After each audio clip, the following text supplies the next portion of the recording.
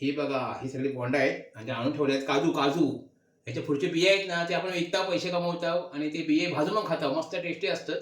भाजीत पण घालतो. पण ह्या बोंडापासून काय करतात माहिती आहे? हां, सगळेजण म्हणतील दारू पाडतात. नुसतं दारू नाही पाडत. तर ह्या काजूच्या रसापासून ना सरबत बनवतात सरबत. कोणाला माहिती नाही, पण मी तुम्हाला दाखवते कसा सरबत बनवतात.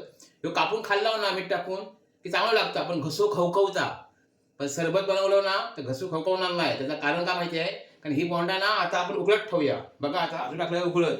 दाखव उकळत कसे टाकायचे. पाणी घ्यायचा, धुवायचे चांगले आणि असे उकळून टाकायचे. आता हे उकळलेले काजू आहेत ना, याचा असे पाठचा भाग आहे ना, तो कापून टाकायचो. हे सगळे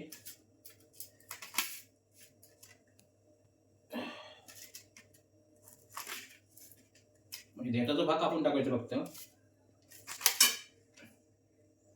नंतर ह्या जो रस आहे ना, हात फक्त दोन्ही पिळून घ्यायचं चांगलं. जेवढं येत तेवढं रस करून घ्यायचो प्युअर.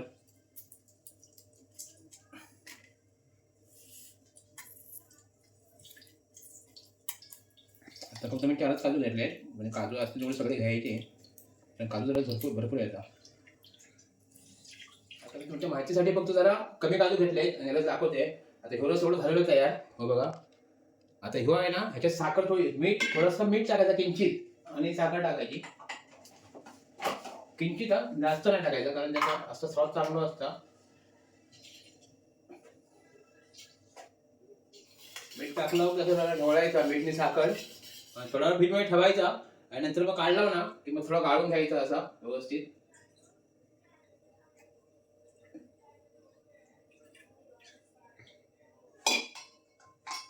आणि नंतर मग प्यायला ना काय स्वाद लागता माहितीये, पण जास्त प्यायचं नाही असं कप भरत प्यायचा. अप्रतिम अप्रतिम म्हणजे अप्रतिम. तर ह्यो सरबत पिऊन बघा तुम्ही, जबरदस्त. दाखव कसा आहे त्यात.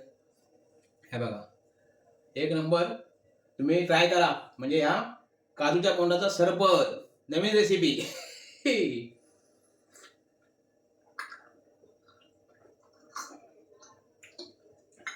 एवढीच प्यायची हा, जास्त प्यायला तर मिशा आला.